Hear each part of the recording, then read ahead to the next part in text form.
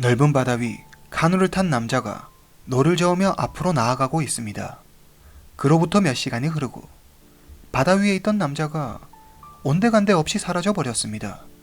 남자의 아내는 경찰에 실종 신고를 합니다. 경찰은 대대적인 수색 작업을 펼쳤지만 끝내 그를 찾는 데 실패합니다. 그가 실종되고 5년의 세월이 흘렀습니다. 놀랍게도 바다 위에서 사라졌던 남자가 경찰서에 나타났습니다.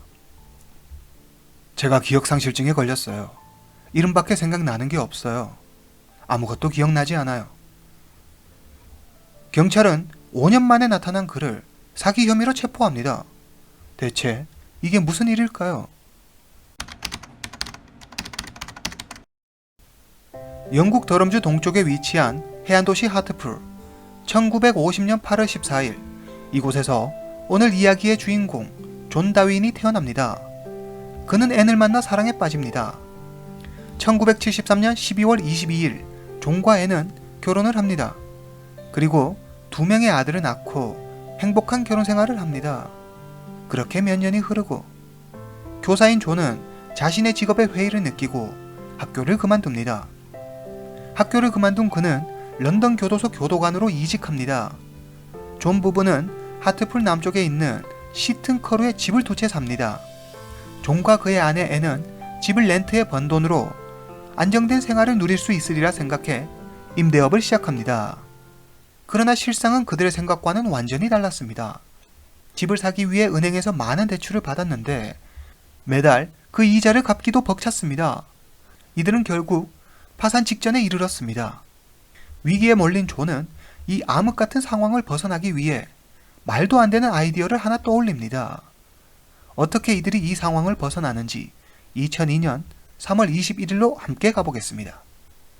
2002년 3월 21일 목요일, 영국 더럼주 하트풀. 존 다윈이 퇴근 후 집으로 돌아옵니다. 오늘따라 그의 모습이 부자연스럽고 매우 긴장한 듯 보입니다. 오늘은 바로 그 계획을 실행하는 날입니다. 오후 4시 30분. 잠시 숨을 돌린 존은 검정 재킷과 청바지로 갈아입고 검정 모자를 쓴 뒤 급히 밖으로 나갑니다. 그는 집에서 멀지 않은 해변에 도착했습니다. 그의 손에는 카누가 들려 있습니다. 존은 잠시 바다를 바라보더니 카누를 타고 바다로 나갑니다. 며칠 전 존과 앤은 어떻게 해야 이 파산 위기를 벗어날 수 있을지 의논합니다. 궁지에 몰린 존은 말도 안 되는 생각을 하나 말합니다. 내가 카누를 타고 바다로 나가 실종된 것처럼 꾸미는 거야. 그리고 보험금을 타는 거지. 이 말을 들은 앤은 매우 놀라며 반대합니다. 만약 존의 말대로 할 경우 두 아들을 포함한 모든 사람을 속여야 하는데 이건 불가능에 가까운 일이었기 때문입니다. 이에 존은 앤, 우리에게 선택의 여지는 없어. 곧 모든 것이 끝나고 말아. 그런데 보험금만 탈 수 있다면 우린 빛을 다 갚고 새로 시작할 수 있어. 라며 앤을 설득합니다. 앤은 가만히 남편 존을 봅니다. 존을 말려야 하지만 이 위기를 벗어날 수 있는 뾰족한 수도 없습니다. 망설이던 앤은 결국 존의 생각에 동의합니다. 그리고 며칠 뒤 그들은 그 생각을 실행시킵니다. 사건 당일 오후 6시 존이 카누를 타고 바다를 헤맨 지 약 1시간 정도 지났을 무렵 앤과 만나기로 약속한 시간이 다 되어갑니다. 존은 하틀풀 남쪽에 있는 부두에 몸을 숨기고 앤을 기다립니다. 잠시 후 차를 끌고 앤이 나타납니다. 둘은 다른 사람들에게 들키지 않기 위해 매우 조심스럽게 움직입니다. 마지막으로 존은 차를 타고 떠나기 전 카누를 바다에 버립니다. 40분 후 두 사람은 더럼 기차역에 도착합니다. 존이 차에서 내리며 앤에게 말합니다. 경찰에 신고할 때 침착하게 행동해. 절대 들켜서는 안 돼. 이게 성공하느냐 실패하느냐는 모두 당신에게 달려있어. 앤은 마음을 굳게 먹고 집으로 돌아옵니다. 밤 9시 30분. 집에 도착한 앤은 잠시 마음을 추스르고 경찰서에 전화합니다. 제 남편이 오늘 오후에 카누를 타러 바다에 갔는데 아직도 집에 돌아오지 않고 있어요. 실종 신고를 접수한 경찰은 먼저 주변 이웃들을 상대로 수사를 시작합니다. 그리고 존이 카누를 들고 바다로 나갔다는 것을 봤다는 목격자가 나타납니다. 경찰은 헬기 1대, 구조정 6대를 파견하고 40여 명의 전담 구조팀을 꾸려 대규모 해상 수색 작전을 펼칩니다. 수색은 16시간이나 이어졌고 구조에 투입된 비용만 10만 파운드, 우리 돈 약 1억 6천만 원이 넘게 들었습니다. 사건 발생 다음날 2002년 3월 22일 한 구조대원이 해안가에서 부서진 카누를 발견합니다. 바로 존의 카누였습니다. 경찰은 존이 바다에 빠져 사망한 것으로 추정된다며 앤에게 그 소식을 전했습니다. 앤은 몹시 슬퍼하며 울음을 터뜨렸고 두 아들은 그녀를 위로했습니다. 하지만 아무도 생각하지 못했을 것입니다. 경찰이 전한 비보는 사실 앤에게는 더할 나위 없이 기쁜 소식이라는 것을 말이죠. 모든 것은 존과 앤의 계획대로 순조롭게 진행되고 있었습니다. 경찰과 두 아들이 떠난 후 앤은 바로 존에게 전화합니다. 존은 어떤 일이 있어도 침착해야 한다며 앤에게 당부합니다. 그리고 아직 경찰이 수색하고 있으니 수색이 끝나면 집으로 돌아가겠다고 말합니다. 존은 하트풀에서 200km나 떨어진 컴보리아주 화이트 헤이븐에 숨어 있었습니다. 두 사람은 자신들만의 전화기로 연락을 하고 있었죠. 사건 발생 2주 후 존은 충분히 시간이 지났다고 생각해 집으로 돌아가기로 합니다. 더 이상 경찰도 자신의 집으로 찾아오지 않을 거라고 생각하죠.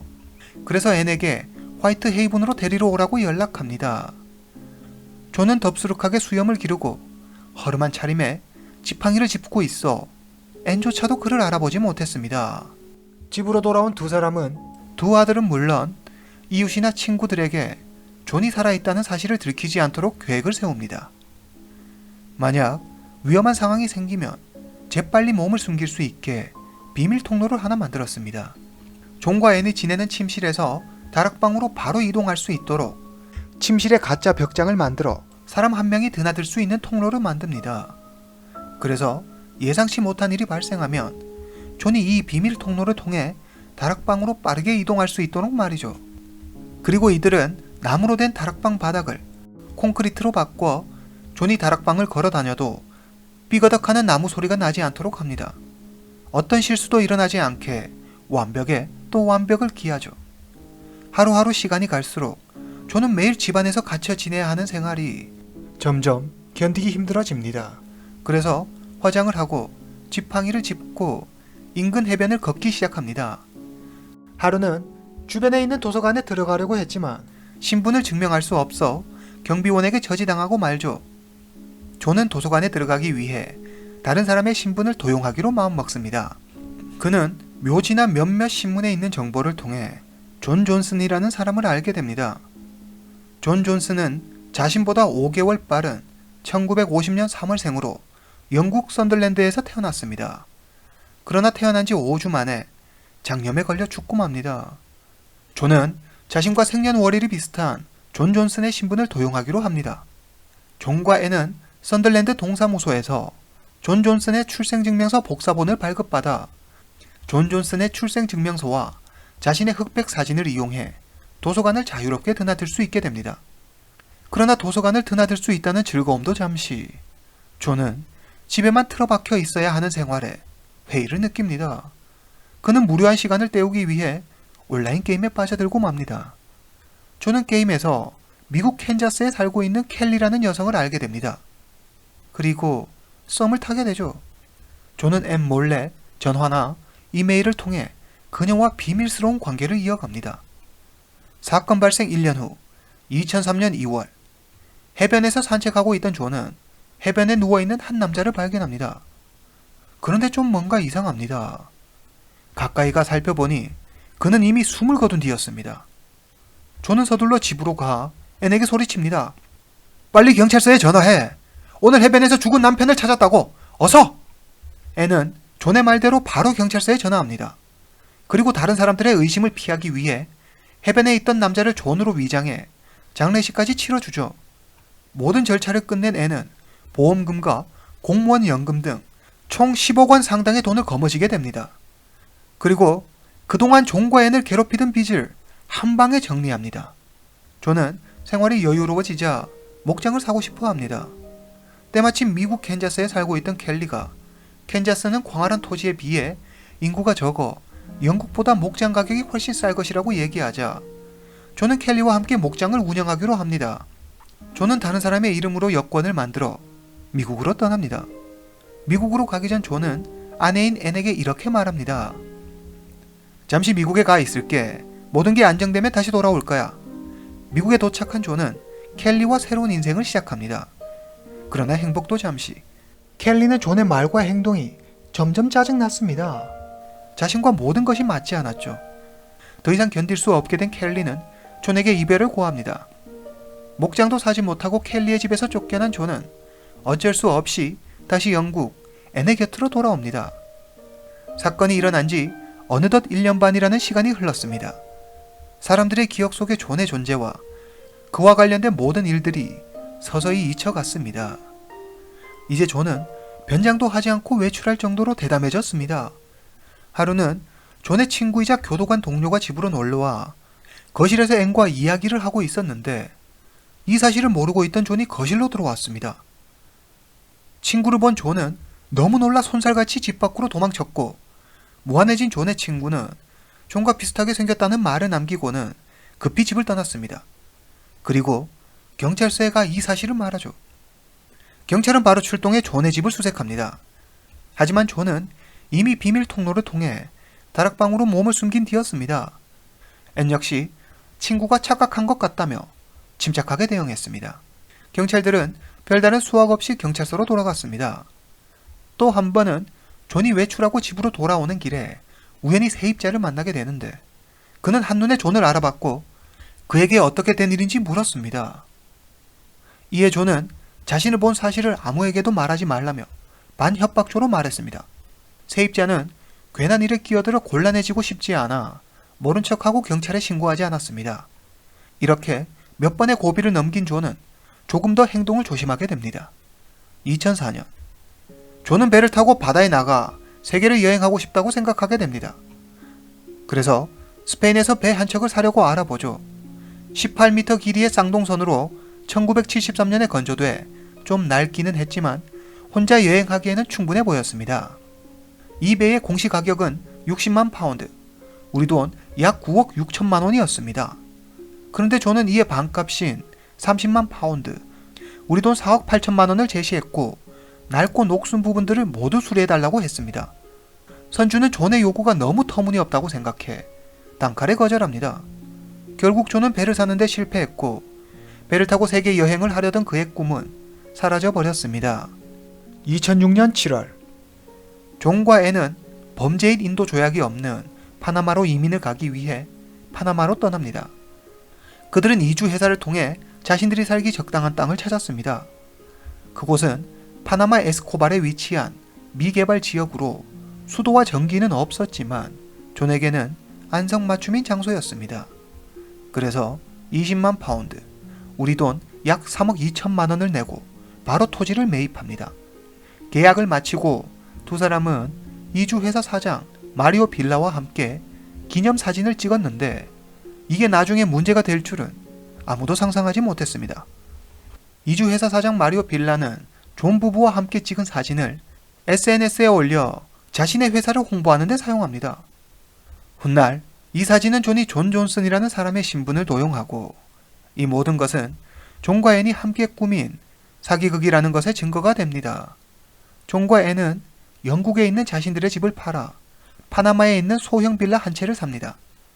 이제 파나마로 가 누구의 눈치도 보지 않고 편안하게 여생을 누리는 일만 남았습니다. 그런데 이들에게 생각지 못한 큰 문제가 생깁니다. 파나마가 이민을 위한 비자 심사를 강화한 것입니다. 존 다윈은 존 존슨이라는 사람의 신분을 도용해 만든 위조 요건을 사용했기 때문에 비자 심사에서 들킬 확률이 높았습니다. 둘은 오랜 시간 논의 끝에 존의 진짜 신분을 되찾기로 합니다. 존은 이미 사망 신고까지 한 상태인데 어떻게 자신의 신분을 되찾을 수 있을까요? 2007년 12월 1일 런던 영국 클리브랜드 경찰서에 오랫동안 노숙을 한 듯한 남자가 전단 한 장을 가지고 들어옵니다. 그는 전단 속 남자가 자신일지도 모른다고 했습니다. 저는 5년 전쯤에 사고를 당해 기억을 잃었어요. 제 이름이 존이라는 것밖에 기억나지 않아요. 존 다윈, 그는 자신의 진짜 신분을 되찾기 위해 사고로 기억을 잃고 거리를 떠돌아다닌 척 연기를 하기 시작합니다. 존 다윈이 살아 돌아왔다는 소식은 언론에 보도돼 큰 화제를 모았습니다. 대다수의 사람들은 바다에서 사고로 기억을 잃고 떠돌이 생활을 했다는 존의 말을 믿었습니다. 하지만 몇몇 사람들은 교도관 시절 앙심을 품은 재소자 중 하나가 보복하기 위해 존을 납치했다는 납치설을 제기하기도 했습니다. 그러나 경찰은 이미 몇 달 전부터 존과 그의 아내 앤을 의심하고 있었습니다. 2007년 9월, 앤의 직장 동료가 앤과 존의 전화 통화를 우연히 듣고 경찰에 신고합니다. 신고를 접수한 경찰은 이때부터 다시 조사에 착수했습니다. 그리고 사건의 진실은 정말 예기치 못한 곳에서 드러납니다. 존 다윈 사건에 관심을 갖던 한 여성이 기사를 검색하던 중 2006년 존과 앤이 함께 찍은 사진을 발견하게 됐고, 수상하다고 느낀 여성이 이 사진을 경찰에 제보합니다. 경찰은 존 부부와 함께 사진을 찍은 남자는 파나마 이주회사 사장 마리오 빌라라는 것과 존 다윈이 존 존슨이라는 이의 신분을 도용한 것, 그리고 채무에서 벗어나기 위해 보험금을 노린 사실 등을 밝혀냅니다. 결국 존은 돈 때문에 이 모든 일을 저질렀다고 자백합니다. 경찰은 존과 앤을 사기 혐의로 체포하고 그들의 두 아들 마크와 앤소니 역시 조사했지만 이들은 아무런 관련이 없는 것으로 밝혀집니다. 2008년 1월 9일 하트풀 지방법원에서 재판이 열렸습니다. 두 사람은 보험금, 공무원 사망연금 등을 수령한 사기 혐의와 여권 위조 등의 혐의를 모두 인정합니다. 2008년 7월 23일 법원은 두 사람에게 유죄 판결을 내려 모든 보험금을 환원시키고 존에게는 6년 3개월, 앤에게는 6년 6개월을 선고합니다. 두 사람 모두 항소했지만 2009년 3월 27일 법원에 의해 기각됩니다. 이후 출소한 존과 앤은 이혼했으며 존은 23살 어린 필리핀 여성과 재혼했습니다. 그리고 사건의 진실이 알려지고 마음의 상처를 받아 부모와 연을 끊었던 아들들은 앤과 함께 휴가를 떠나는 등 어머니 앤과의 관계를 개선하기 위해 노력하고 있습니다. 오늘 이야기는 여기까지입니다. 다음 시간에 뵙겠습니다.